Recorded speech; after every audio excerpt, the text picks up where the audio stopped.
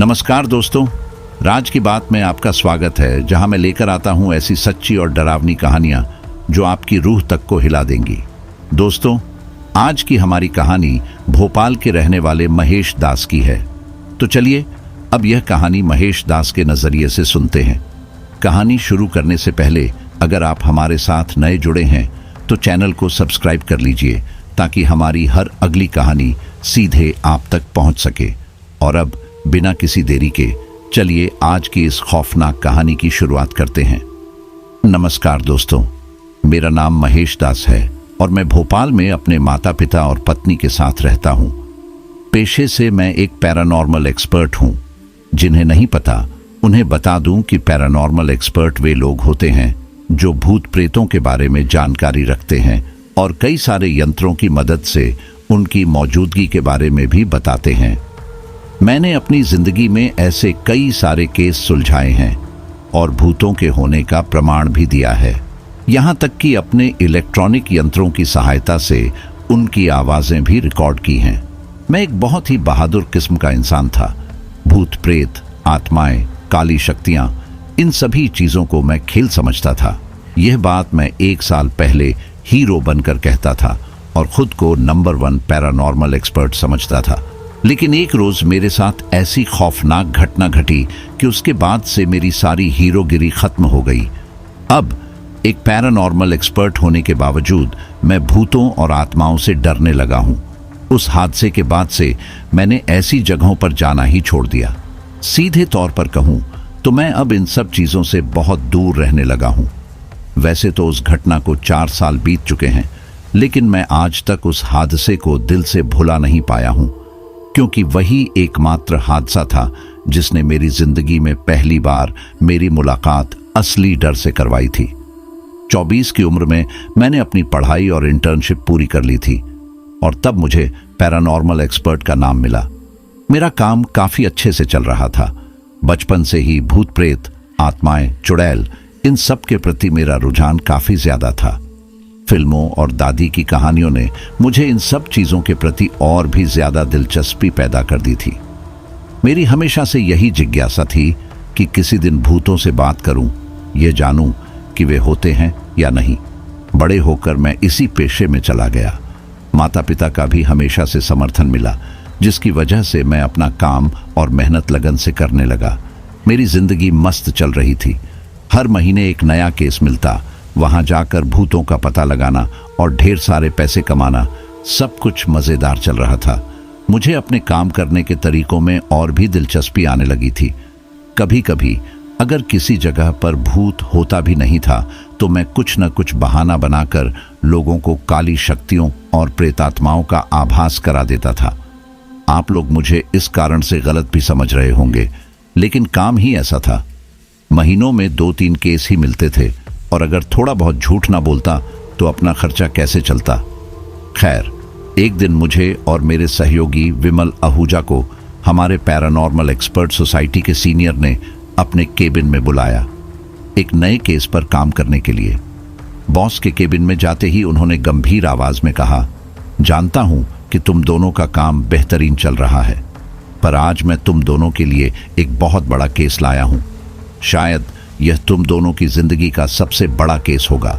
जिस जगह तुम लोग जा रहे हो वह राजस्थान के जैसलमेर में बसा एक गांव है जिसका नाम कुलधरा है। कहते हैं कि उस गांव में सिर्फ भूत ही भूत रहते हैं। अब यह बात कितनी सच है और कितनी झूठ, इसका पता तुम दोनों को लगाना है। इसका स्पॉन्सरशिप भी बहुत अच्छा है। तुम्हारा टिकट हो गया है।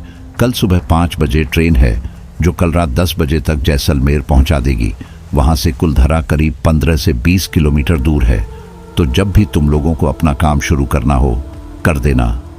जैसलमेर के एक होटल में तुम्हारे रहने की व्यवस्था कर दी गई है। सब कुछ पहले से ही हो गया है, इसलिए अब तुम दोनों बिना वक्त गवाए जल्दी से जाने की तैयारी कर लो। इतना कहकर बॉस अपना काम करने लगे और हमें 2 मिनट बोलने का भी मौका नहीं दिया। जैसे चुपचाप हम उनके केबिन में गए थे, वैसे ही चुपचाप रहकर वापस आ गए। बाहर आने के बाद भी आपस में बात किए बिना ही सारे पैरानॉर्मल एक्टिविटी डिटेक्शन यंत्रों को बैग में रखने लगे और जल्दी जल्दी तैयारी करने लगे। थोड़ी ही देर में हमने सारे जरूरी सामान और यंत्रों को बैग में रख लिया और पूरी तरह से जाने के लिए तैयार हो गए। वैसे तो हर जगह हम 1 या 2 दिन के लिए ही जाते थे, लेकिन यह यात्रा पूरे 3 दिन की थी। 1 दिन जाने का, 1 दिन वहां रहने का और 1 दिन वापस आने का। अक्सर हमें इसी तरह का काम मिलता था। सारे सामान को पैक करके और कुछ देर तक बहुत सारी चीजों के बारे में बातचीत करके मैं और कपिल निकल पड़े अपने घर की ओर। घर जाकर मैंने अपने घर वालों को बताया और अपने कमरे में जाते ही कपड़े वगैरह पैक करने लगा।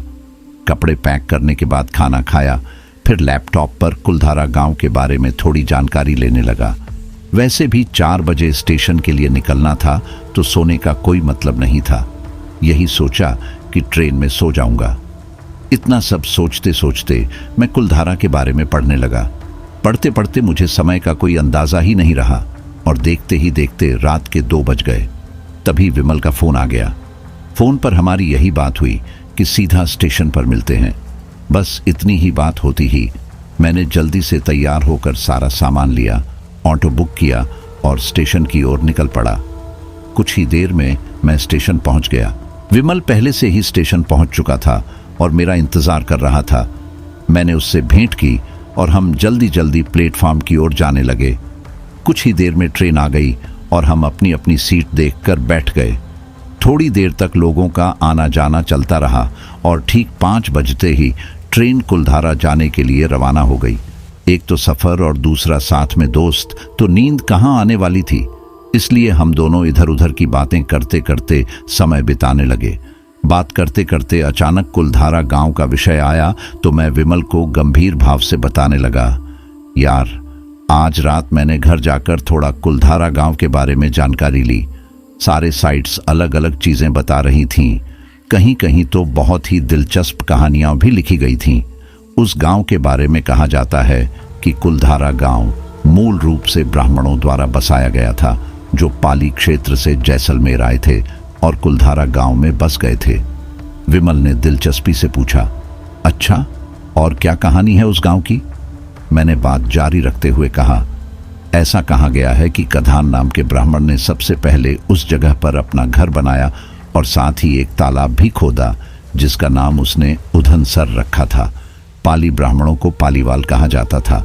एक कहानी उस गांव के बारे में बहुत ही प्रचलित है। जानना चाहते हो यह गांव भूतिया कैसे बना? मेरे सवाल करते ही विमल बहुत ही जिज्ञासा से मेरी ओर देखते हुए बोला, कहानी तो बहुत ही मस्त लग रही है, मैं इसके आगे भी जानना चाहता हूं, तुम बताते रहो। विमल की बात सुनते ही मैं उसे आगे की कहानी बताने लगा। दरअसल लोक कथाओं के अनुसार लगभग 1925 के दशक में गांव के मंत्री सलीम सिंह के अधीन था। वह कर इकट्ठा करता था और लोगों के साथ विश्वासघात करता था। गांव के लोग उस पर लगाए गए कर से बहुत परेशान थे। ऐसा कहा जाता है कि एक दिन सलीम सिंह को ग्राम प्रधान की बेटी पसंद आ गई। उसने गांव वालों को धमकी दी कि अगर उन्होंने इसका विरोध किया तो वह और ज्यादा कर वसूल करेगा। अपनी बेटी की इज्जत और गांव वालों की जान बचाने के लिए मुखिया समेत पूरा गांव रातों रात फरार हो गया। जाते जाते गांव वालों ने गांव को यह श्राप दे दिया कि वहां कोई नहीं रह पाएगा। कहते हैं कि 200 साल पहले तक वहां बसावट थी, लेकिन उसके बाद वह जगह भारत की सबसे भूतिया जगहों में से एक मानी जाने लगी। अब वहां कोई नहीं रहता। जो कोई वहां जाता है उसके साथ खौफनाक घटनाएं घटती हैं। या तो वह इंसान खत्म हो जाता है या फिर वह किसी तरह अपनी जान बचाकर वहां से भागता है। वैसे यह एक पर्यटक स्थल भी है, लेकिन पर्यटकों को शाम 6 बजे के बाद वहां जाने की अनुमति नहीं है। मैंने अपनी बात पूरी भी नहीं की थी कि विमल बीच में बोल पड़ा, यार मुझे तो यह कहानी बहुत दिलचस्प लग रही है। क्या पता वहां हमारी मुलाकात प्रधान जी और उनकी बेटी से हो जाए या फिर सलीम सिंह से। वाकई इस काम में मजा आएगा। जिन कहानियों का इतिहास होता है वे वाकई रोमांचक होती हैं।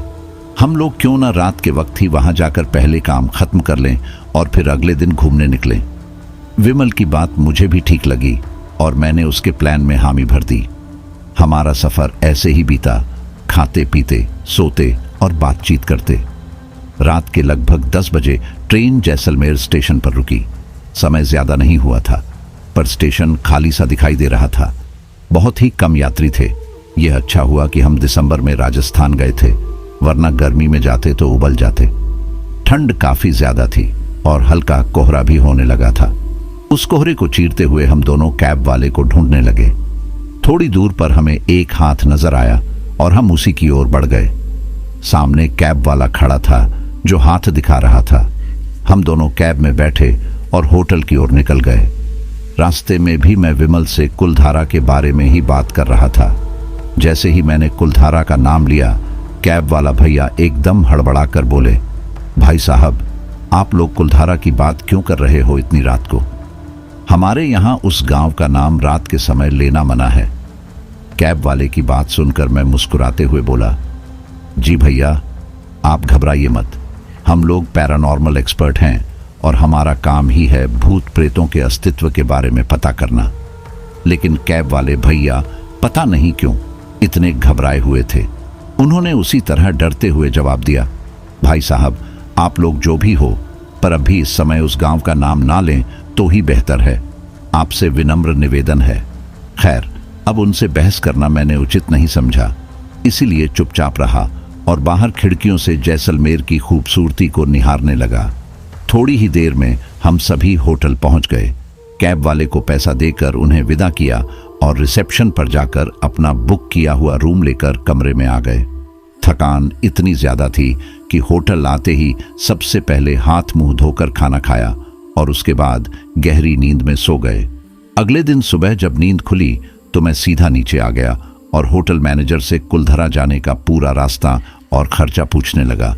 तो वह होटल मैनेजर बड़े ही अचरज से मुझसे पूछे, सर, आपको ऐसी भूतिया जगह क्यों जाना है? क्या आप नहीं जानते वहां सच में भूत रहते हैं? मेरी मानिए तो आप ये ख्याल अपने दिमाग से निकाल दीजिए और यहीं आसपास ही घूम लीजिए। मैनेजर की बात सुनकर मैं हंस पड़ा और उससे वही बात बोली जो उस कैब ड्राइवर को बोली थी। मुझे भूतों से डर नहीं लगता क्योंकि मैं एक पैरानॉर्मल एक्सपर्ट हूँ। भूतों का पता लगाने ही इतनी दूर से आया हूँ।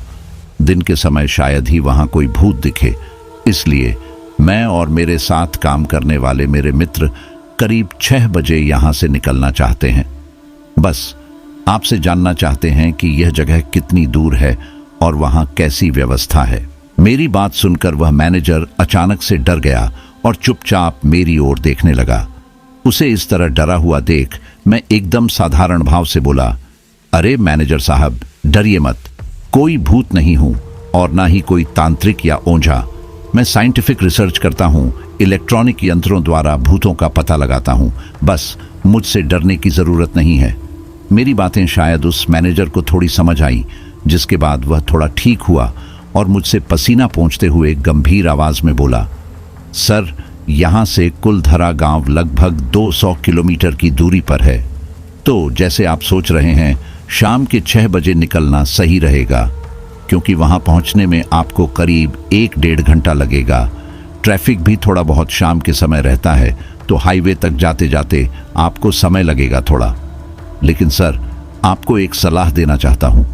भले ही आप एक पैरानॉर्मल एक्सपर्ट हो, पर हो तो इंसान ही ना, और इंसान का मुकाबला ऐसी चीज से कैसे हो सकता है जो दिखती ही नहीं। वह जगह इतनी ज्यादा खतरनाक है कि हर वह इंसान जो वहां गया, उसके साथ कुछ ना कुछ बहुत ही ज्यादा खतरनाक हादसा हुआ। हो सकता है बाकी आप जितनी भी जगह गए होंगे वहां आपको उतना डर नहीं लगा होगा, लेकिन वह जगह बहुत ही ज्यादा खतरनाक है। सर, कृपा करके एक बार वहां जाने से पहले मेरी बात पर विचार जरूर कीजिएगा। मैनेजर की बात सुनकर जिंदगी में पहली बार मुझे एक अलग सी बेचैनी हुई थी। वैसे तो मैं भूतों से क्या, उनके बाप से नहीं डरता था, लेकिन उस जगह पर जाने के लिए बार बार दिल बैठा जा रहा था। खैर, मैनेजर की बात अच्छे से सुनकर मैं विमल के पास रूम में चला गया।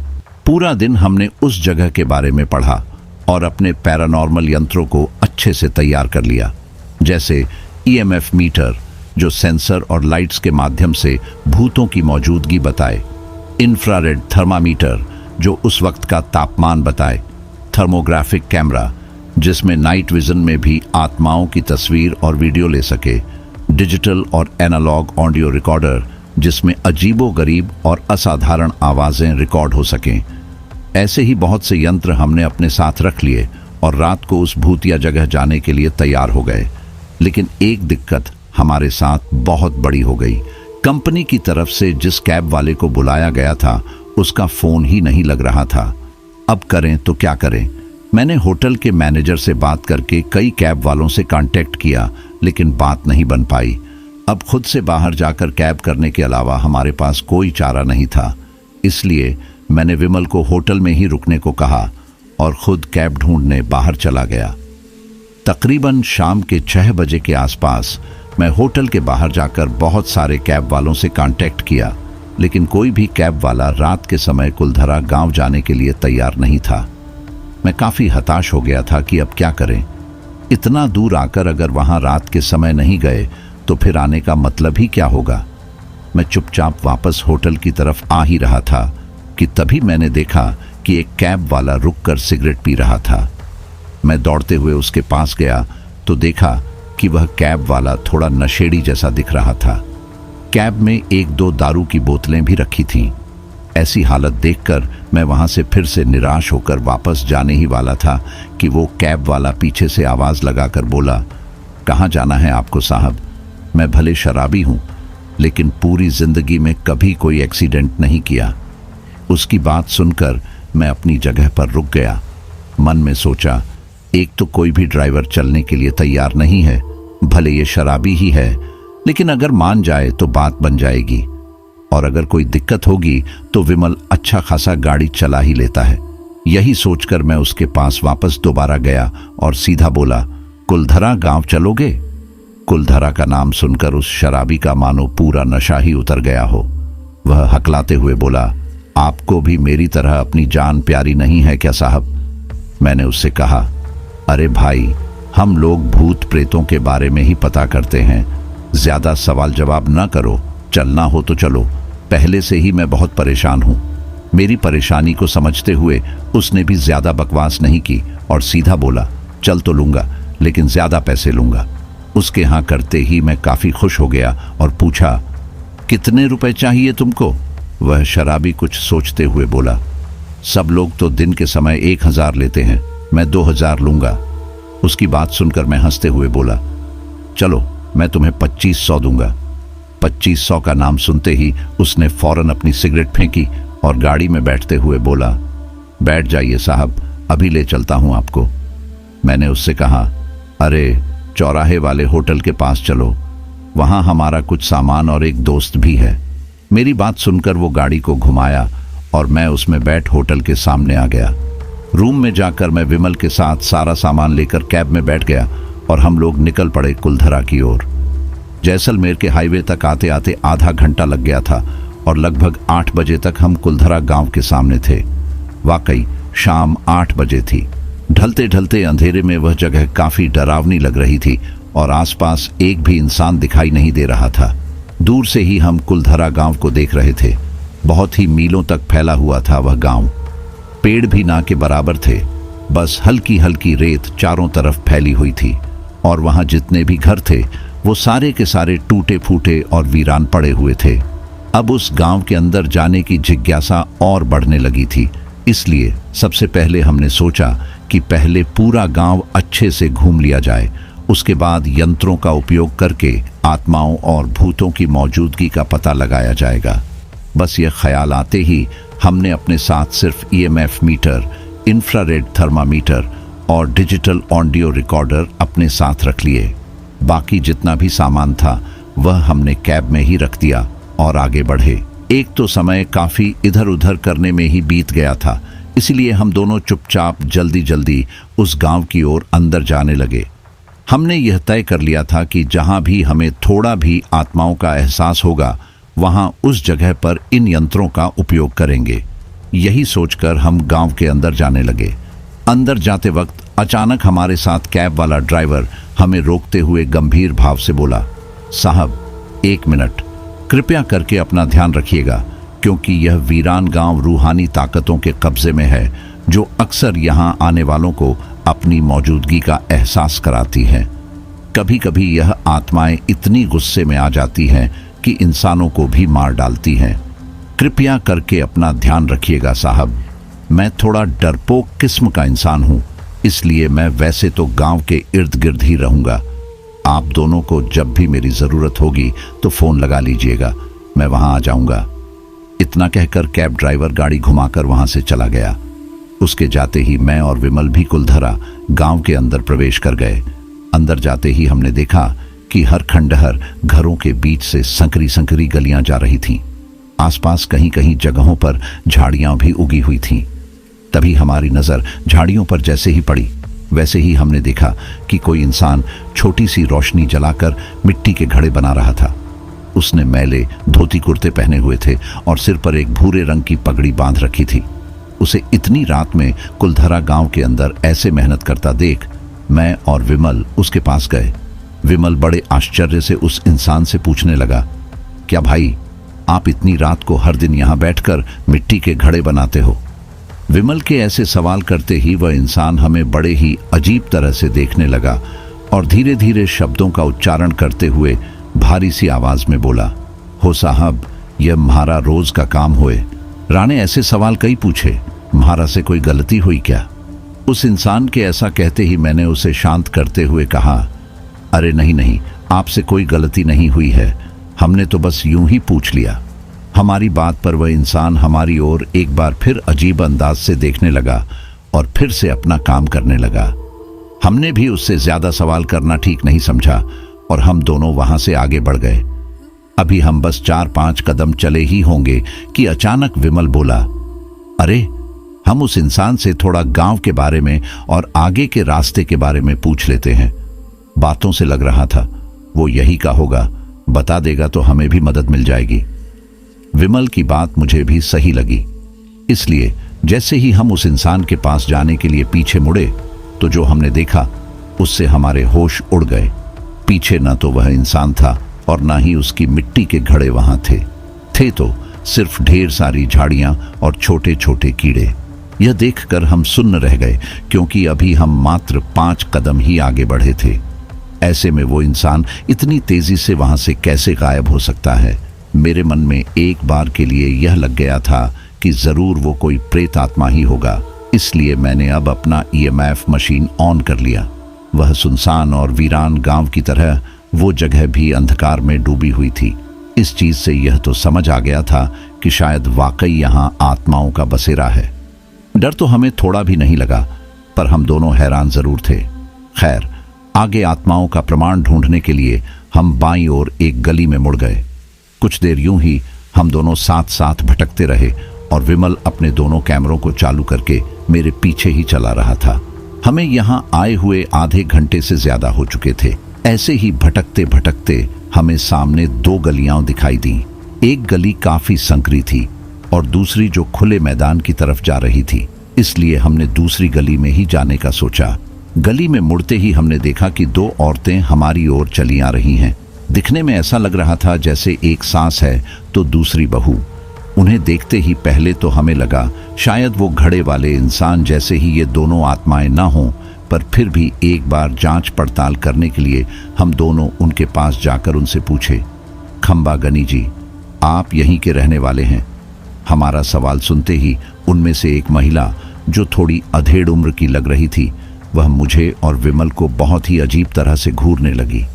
फिर अपनी साथ वाली औरत से हमें ताने मारने के अंदाज से बोली, चलो बिंदी, कट्ठे कट्ठे से चले आने से बदमाश, छोड़ो। इतना कहते ही वह अपनी बहू का हाथ पकड़े और वहां से चलती बनी। ये देख हमें बड़ी हैरानी हुई और विमल तो मुझ पर हंसने लगा। हंसते हंसते जैसे ही हमने पीछे पलटकर उन औरतों को देखा तो एक बार फिर वहां कोई नहीं था। दूर दूर तक गली पूरी सुनसान दिखाई दे रही थी।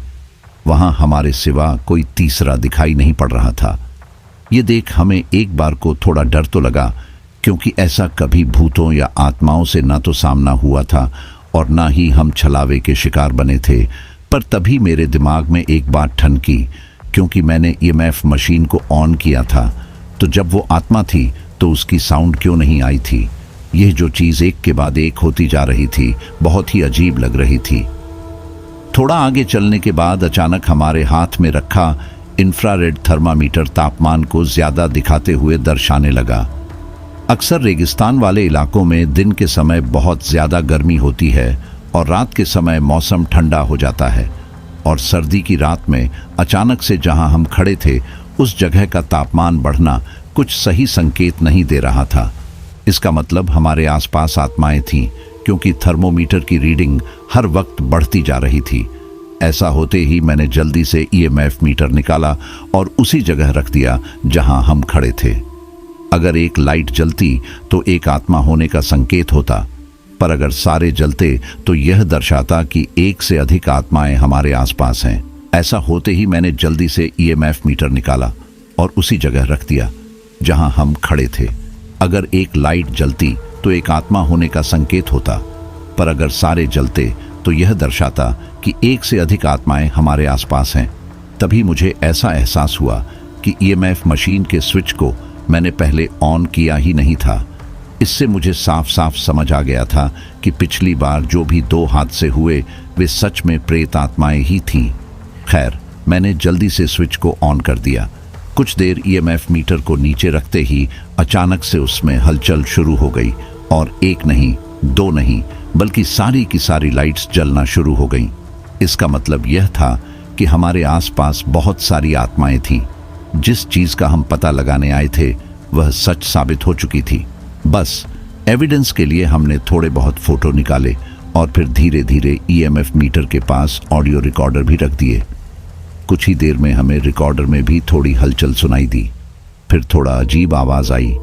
उसके बाद एक ऐसी आवाज आई जिसे सुनकर पहली बार मुझे थोड़ा सा डर लगा था, जैसे वह आत्माएं कह रही हों कि चले जाओ यहां से। लेकिन हम अभी उस कुलधरा गांव को पूरा घूमे बिना जाने वाले नहीं थे, इसलिए हमने उन आत्माओं की बात को नजरअंदाज करके रिकॉर्डर बैग में रख लिया। तभी अचानक जैसे ही डरते डरते मैंने बैग में रिकॉर्डर रखा, विमल जोर जोर से चिल्लाता हुआ नीचे जमीन पर लेट गया और फिर लौट लगाते हुए कराहने लगा। उसे इस हालत में देख मैं बहुत ज्यादा डर गया और जल्दी से उसको शांत करते हुए हड़बड़ाते हुए पूछा, अरे क्या हुआ? अचानक तुम ऐसा क्यों करने लगे?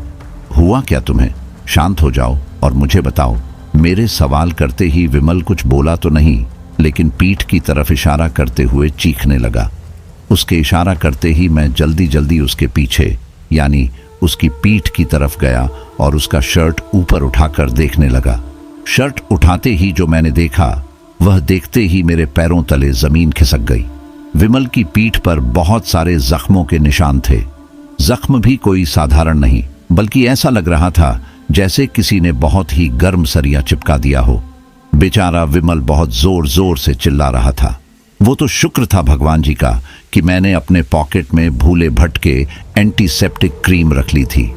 विमल की पीठ पर वो जख्मों के निशान देखते ही मैंने जल्दी से वह क्रीम उसकी पीठ पर लगाई। जैसे ही क्रीम लगाई वैसे ही विमल और तेजी से कहने लगा, यह बहुत तीखा है। मुझे समझ ही नहीं आया कि भला ऐसा क्यों हुआ।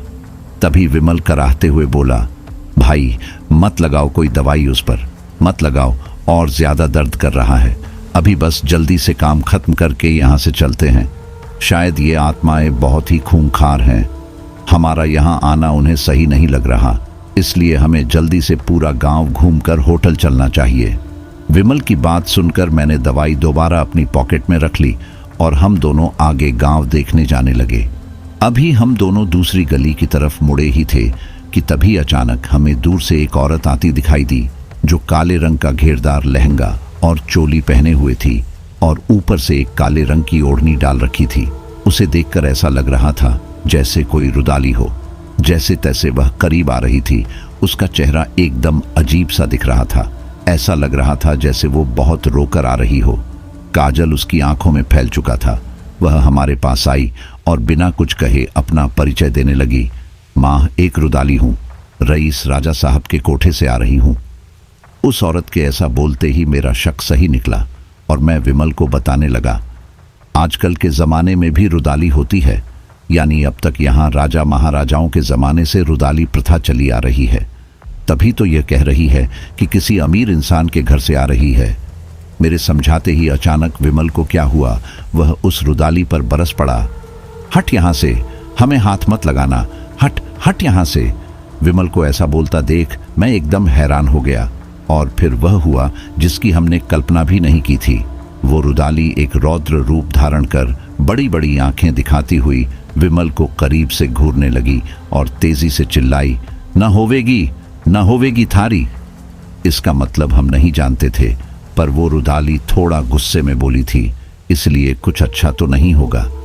यही सोचकर मैंने जल्दी से विमल को पीछे खींचकर उस रुदाली की नजरों से दूर कर दिया और देखते ही देखते वह रुदाली झाड़ियों में कहीं गुम हो गई। विमल की हालत बहुत खराब होती जा रही थी। मैंने उससे 2-3 बार कहा भी कि अब आगे नहीं जाते हैं। वैसे भी हमें जो चाहिए था वह हमें मिल चुका था, लेकिन न जाने क्यों विमल को पूरा गांव घूमना था, इसलिए उसी की जिद के चलते हम आगे बढ़े। एक चीज मुझे समझ में नहीं आ रही थी कि अब तक हमारी मुलाकात आत्माओं से हो रही थी, पर मुझे अभी तक कुछ भी नहीं हुआ था, तो विमल की ऐसी हालत भला क्यों हो रही थी, यह बात समझ पाना बड़ा मुश्किल साबित हो रहा था। खैर, विमल की जिद थी तो हम एक टीले पर जाकर खड़े हो गए और वहां से पूरा गांव देखने लगे। वाकई रात के अंधेरे में वह गांव बेहद डरावना और भूतिया लग रहा था। आम इंसानों के लिए यह जगह खतरे से खाली नहीं थी। अभी हम कुछ देर टीले पर खड़े होकर इधर उधर देख ही रहे थे कि तभी मुझे किसी के पायल की आवाज सुनाई दी। वह आवाज ठीक हमारे पीछे से आ रही थी। जैसे ही मैं पीछे मुड़ा, वहां कोई नहीं था। ये देखते ही मैंने बिना वक्त गवाए ईएमएफ मीटर अपने पैरों के सामने रख दिया। बहुत देर तक जब उसमें कोई भी लाइट नहीं जली तो मैंने यही सोचा कि शायद कोई इंसान ही होगा। फिर ईएमएफ मीटर को दोबारा अपने बैग में रख लिया। ईएमएफ मीटर को बैग में रखते ही मैंने देखा कि विमल एक टूटी हुई दीवार से टिककर बेहोश पड़ा हुआ है। उसे देखते ही मैंने जल्दी से अपने बैग से पानी की बोतल निकाली और उसके मुंह पर ढेर सारा पानी डालने लगा। कुछ देर बाद विमल को होश आया और वह मेरी ओर देखते ही घबराते हुए बोला, क्या हुआ था मुझे? मैं बेहोश कैसे हो गया था?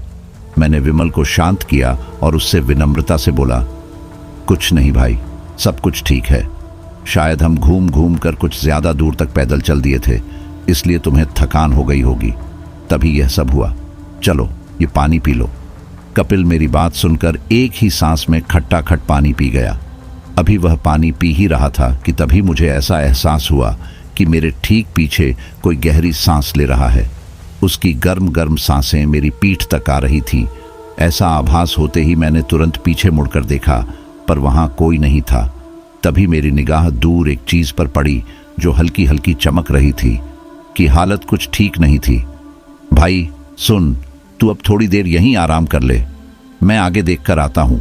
इतना बोलकर जैसे ही मैं उस चीज के पास गया, वैसे ही विमल पीछे से बड़ी तेजी से चिल्लाया, बचाओ बचाओ भाई।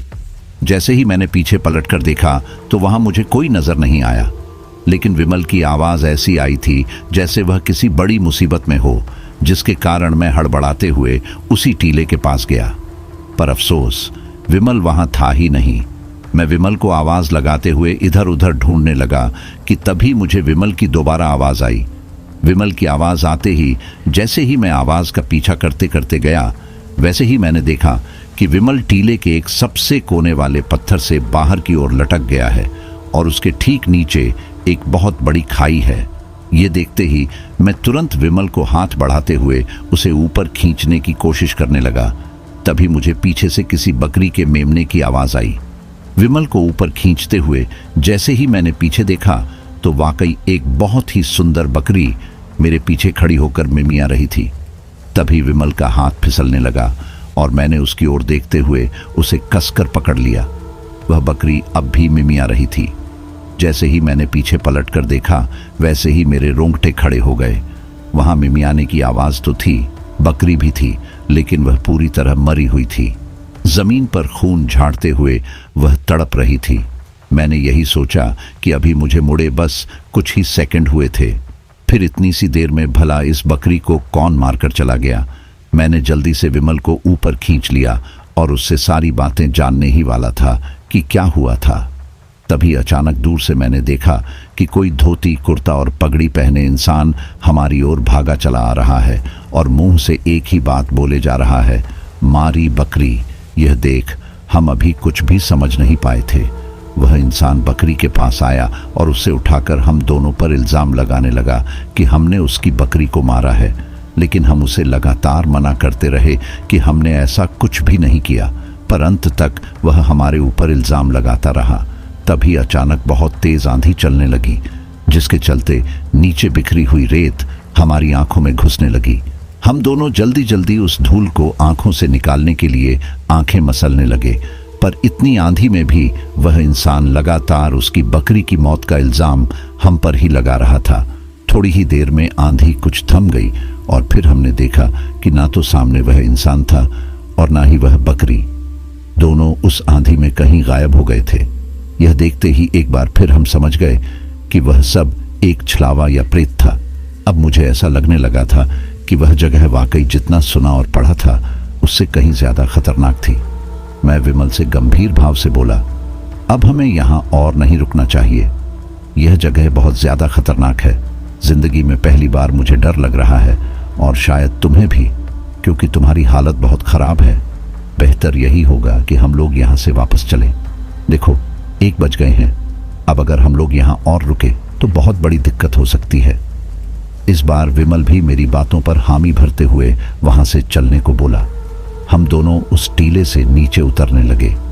नीचे उतरते वक्त मुझे ऐसा महसूस हुआ जैसे कोई हमारे पीछे पीछे साथ साथ नीचे उतर रहा हो, पर जब जब मैं पीछे देखता तब तब वहां कोई नजर नहीं आता।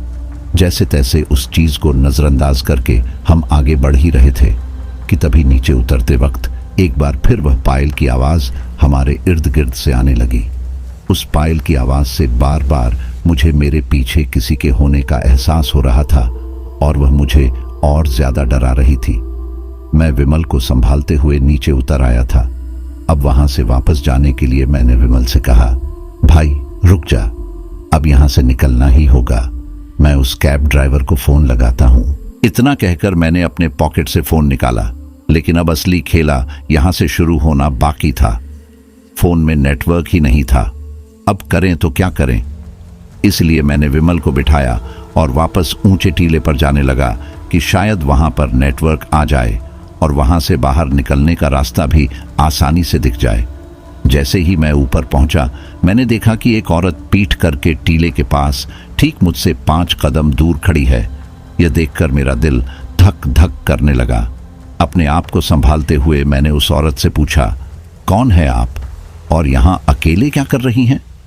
लेकिन मेरे 2-3 बार आवाज लगाने के बाद भी उस औरत ने कोई प्रतिक्रिया नहीं दी। इसलिए मैंने अपने मोबाइल की फ्लैशलाइट जलाई और जैसे ही उसके पास गया, उसे देखकर मानो मेरी रूह तक कांप गई हो। उस औरत का चेहरा जला हुआ था। उसके माथे पर एक बड़ी सी लाल बिंदी थी, नाक में नथनी और बाल एकदम बिखरे हुए थे। होठों पर लगी लाली रिस रिस कर नीचे बह रही थी। आंखों में गहरा काजल था और पुतलियां गायब थीं। वाकई मैंने अपनी जिंदगी में इतना भयानक नजारा कभी नहीं देखा था। वह नजारा देखते ही मेरी चीख निकल गई। आज तक मैंने सिर्फ भूतों और आत्माओं को यंत्रों के माध्यम से ही महसूस किया था, लेकिन सामने साक्षात चुड़ैल को देखकर मैं लगा कि मुझे जल्दी नीचे भागना चाहिए। मेरे भागते ही वह औरत जोर जोर से हंसने लगी। इधर मेरी चीख सुनकर विमल भी टीले के ऊपर चढ़ रहा था। उसे ऊपर आते देख मैं जोर जोर से चिल्लाने लगा, भाई नीचे भाग, चुड़ैल है ऊपर। मेरे इस तरह चिल्लाने से विमल भी हड़बड़ाते हुए नीचे की तरफ भागने लगा। उस चुड़ैल को देखने के बाद मैंने ठान लिया था कि अब मैं एक पल भी उस जगह पर नहीं रुकूंगा और ना ही विमल को रुकने दूंगा। इसलिए जल्दी जल्दी हम उस टीले से नीचे उतरने लगे। तभी अचानक विमल को न जाने क्या हुआ, उसका पैर फिसल गया और वह लुढ़कता हुआ नीचे गिरने लगा। उसे ऐसा देखकर मैं भी उसके पीछे भागा, लेकिन वह इतनी तेजी से लुढ़कता जा रहा था कि मैं उसकी रफ्तार से मेल नहीं खा पाया। तभी मेरी नज़र दूर एक टूटे हुए मकान पर गई, जिसके बाहर एक ऊंट बैठा था जो हमारी तरफ बहुत ही अजीब तरह से देख रहा था। यह देखकर एक बार फिर मुझे बहुत ज्यादा डर लगने लगा। पलक झपकते ही वह ऊंट भी कहीं गायब हो गया। इधर कपिल अब भी बहुत तेजी से नीचे की ओर लुढ़क रहा था और मैं उसके पीछे पीछे भागते हुए नीचे उतर रहा था। तभी विमल एकदम नीचे जाकर बेहोश हो गया। मैं तेजी से उसकी ओर भागा और एक बार फिर उस पर पानी के छींटे मारकर उसे जगाने की कोशिश करने लगा। कुछ ही देर में जैसे ही विमल को होश आया और उसकी आंखें खुली, वैसे ही मुझे ऐसा लगा जैसे उसकी सांस अटक गई हो। वह मेरे पीछे की ओर देखते हुए बहुत तेजी से हाँफने और डरने लगा। उसे ऐसी हालत में देख जैसे ही मैंने पीछे मुड़कर देखा तो वहां बस अंधेरे के सिवा और कुछ भी नहीं था। विमल मुझसे डरते हुए बोला, महेश चलो जल्दी, यहां से जल्दी चलो। विमल की बात सुनते ही मैंने उसे अपने कंधे का सहारा देते हुए उठाया और आगे बढ़ने लगा। विमल को इतनी सारी चोटें लगी थीं कि वह एकदम कमजोर सा दिख रहा था और जल्दी जल्दी चल भी नहीं पा रहा था, जिसके चलते हमारी गति काफी धीमी हो गई थी। थोड़ी दूर चलने के बाद हम दोनों को ही ऐसा महसूस हुआ जैसे कोई बहुत ही तेजी से हमारे सामने से गुजरा हो। कभी ऐसा लगा कि वो आगे से निकल रहा है, तो कभी पीछे से, तो कभी हमारे आसपास गोल गोल चक्कर लगा रहा हो। ऐसी स्थिति में मैंने एक बार फिर अपने बैग से ईएमएफ मीटर निकाला और उसे कुछ दूरी पर रख दिया। मेरे नीचे रखते ही उसमें बहुत सी लाइटें जलने लगीं। इसका मतलब हमारे आसपास एक नहीं बल्कि कई सारी आत्माएं थीं। जिंदगी में पहली बार डर हम दोनों पर इतना ज्यादा हावी हो चुका था कि हम इतने बहादुर होने के बाद भी भीगी बिल्ली की तरह थर थर कांप रहे थे। अभी मैं उस ईएमएफ मीटर को उठाने ही वाला था कि तभी उस पर किसी ने बहुत बड़ा पत्थर कहीं से दे मारा, जिससे वह टूट गया। उसके टूटते ही हम दोनों एकदम सकपका गए। उस कुलधरा गांव में इतने समय से रहते हुए इतना तो समझ आ चुका था कि यह काम भी किसी आत्मा का ही है। एक और बात थी, ट्रेनिंग के समय जब कभी भी हमें भूतों और आत्माओं के बारे में बताया जाता था तो कई सारी बातें सिखाई जाती थीं। इस वक्त उन आत्माओं का यूं ईएमएफ मीटर तोड़ देना यही संकेत दे रहा था कि वह आत्माएं बहुत ज्यादा गुस्से में हैं। हमें यह सिखाया गया था कि अगर जिंदगी में कभी भी ऐसी नौबत आए तो वहां से बस जल्द से जल्द निकलने की कोशिश करो। तो बस ईएमएफ मीटर टूटते ही हम दोनों पूरी ताकत से वहां से बाहर निकलने के लिए आगे बढ़ने लगे। वैसे तो विमल भगवान पर विश्वास नहीं करता था, लेकिन जिंदगी में पहली बार वह भगवान को याद करते हुए आगे बढ़ने लगा। अभी हम बस कुछ ही देर में उस गांव से बाहर निकलने ही वाले थे कि तभी अचानक हमें थोड़ी दूरी पर उगी झाड़ियों में से कुछ हलचल सुनाई दी। कुछ देर के लिए हम दोनों बहुत डर गए, पर हिम्मत करके आगे बढ़ने लगे। उन झाड़ियों के पास पहुंचते ही आवाज और भी ज्यादा तेज हो गई, पर हम दोनों ने ना तो अपने कदम रोके और ना ही पीछे पलटकर देखा। जैसे ही हम उन झाड़ियों को पार करने लगे, वैसे ही वह पायल की आवाज एक बार फिर आई। मैंने कड़ा मन करके एक बार भी पीछे मुड़कर नहीं देखा। ऐसा लग रहा था जैसे वो पायल की आवाज हमारे पीछे पीछे चलते ही आ रही हो, पर मैंने अपना ध्यान एक पल के लिए भी भंग नहीं होने दिया। लेकिन विमल अपने मन पर काबू नहीं रख पाया और उसने पीछे मुड़कर देख ही लिया। उसके पीछे मुड़ते ही एक तेज चीख के साथ वो घसीटते हुए पीछे जाने लगा। विमल की आवाज सुनते ही जैसे मैंने पीछे पलटकर देखा, वैसे ही मेरी आंखें फटी की फटी रह गईं। मैंने देखा कि कुछ आग की लपटों में एक भयानक आकृति थी जो विमल को खींचती हुई अंदर ले जा रही थी। विमल मेरी ओर लगातार देखता हुआ मदद की गुहार लगा रहा था, चीखता चिल्लाता जा रहा था, पर मेरी हालत मानो ऐसी हो गई थी जैसे खून जम सा गया हो। पैर आगे चलने के लिए तैयार ही नहीं हो रहे थे। यह नज़ारा मेरी जिंदगी का एक ऐसा पल था जहां चाहकर भी मैं कुछ भी नहीं कर सका।